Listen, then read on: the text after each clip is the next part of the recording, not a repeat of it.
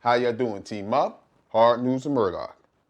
Now, 2021 has just started and it already hit the ground running because there is so many stories that I could sit here and report on, and we only 4 going 5 days in.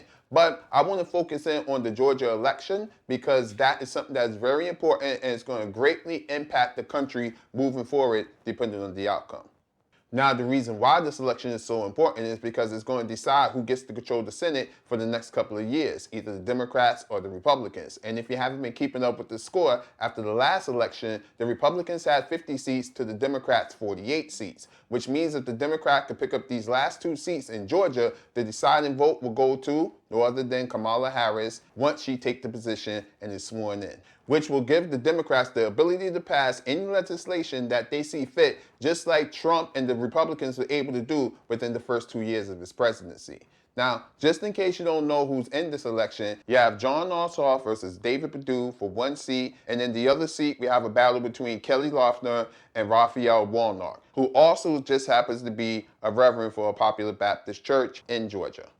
Now, normally, the Republicans don't have a problem with winning Georgia, but as you know, after this last election, it switched to blue. And they have a couple of other things working against them because you have Trump running around claiming voter fraud, which is making a bunch of Republican voters have no faith in the system and may not show up to vote. Then you have Perdue can't even run his campaign right now because he came into contact with somebody with COVID, and now he's forced to have to sit it out while he quarantined. And then another strike working against them is that a whole bunch of voters, both Democrats and Republicans, don't like Loeffler already because she traded in a whole bunch of stock after she sat in on a report of COVID-19, meaning that she knew the danger that was coming and then downplayed it for months afterwards. And just when you thought the cards couldn't be stacked against the Republicans anymore, you have over 3 million votes coming in early voting, and if we know anything from the last election, most likely the majority of those are leaning towards the left. So as you can see, there's a whole lot going on in Georgia right about now, but let's take a look at this report to bring us even more clarity on the situation. Take a look.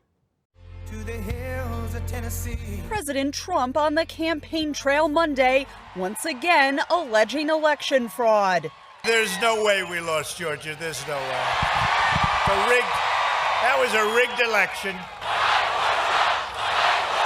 Even while telling voters here they need to head to the polls once again to re-elect Senators Kelly Loeffler and David Perdue to give Republicans control of the U.S. Senate. I'm not going to admit I cast my ballot with some skepticism because of what happened the first time.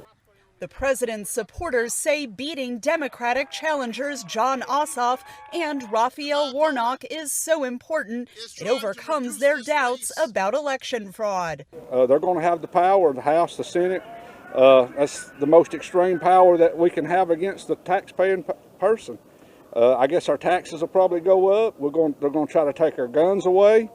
But it could get ugly. I mean, I'm afraid if it goes the way that the Democrats want you to believe, that it could get turned ugly.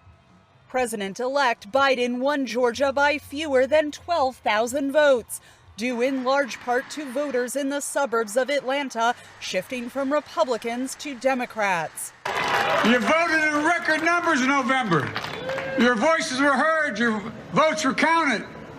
The will of the people prevailed. We won 3 times here. Each recount, you know what I mean? I think we should count it as 3 states. Won 3 times. The president spends more time whining and complaining than doing something about the problem.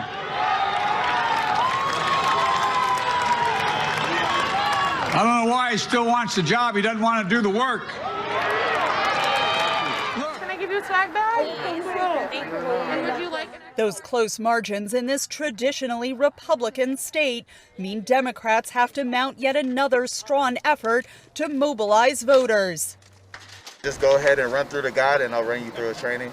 Volunteers like Kara Allen and Sean Watkins are a big part of the Democrats' strategy for reaching out to the younger, more diverse voters who have reshaped the state in recent years. I actually wasn't that much into politics like maybe 2 years ago, but because of everything going on with Trump in the country, it's really made me come out and do things like this. And I really hope that people come out and change things for the better. Allen says Trump's doubts about his loss in Georgia don't account for the state's demographic changes in recent years. It's just typical Trump behavior, in my opinion. Like, of course, he's not going to take the answer so easily. And, like, I feel like since Georgia has always been known as a Republican state, you know, a change happens and all of a sudden, oh, there's fraud. Like, I mean, change is always possible regardless of, like, what is going on. I think it's really genuine that it happened. A record 3 million Georgians have already headed to the polls in early voting. If Democrats win both Senate seats Tuesday, then Vice President-elect Kamala Harris would be the tie-breaking vote. But after a close presidential election here in Georgia, many of the president's supporters say they won't accept those results. If there's fraudulent in one in the presidential election, I wouldn't put him past him for some shady stuff to happen. That raises the prospect of the results being contested well beyond Election Day Tuesday. Catherine Gibson, VOA News, Atlanta, Georgia.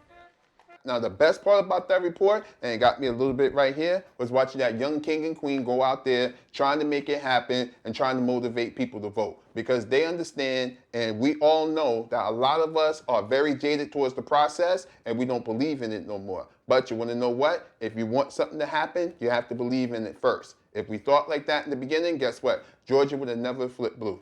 Everybody always thought that was impossible, but we made the impossible possible. And that's how you make it happen, okay? So if you live in Georgia, please make sure you go out there and vote.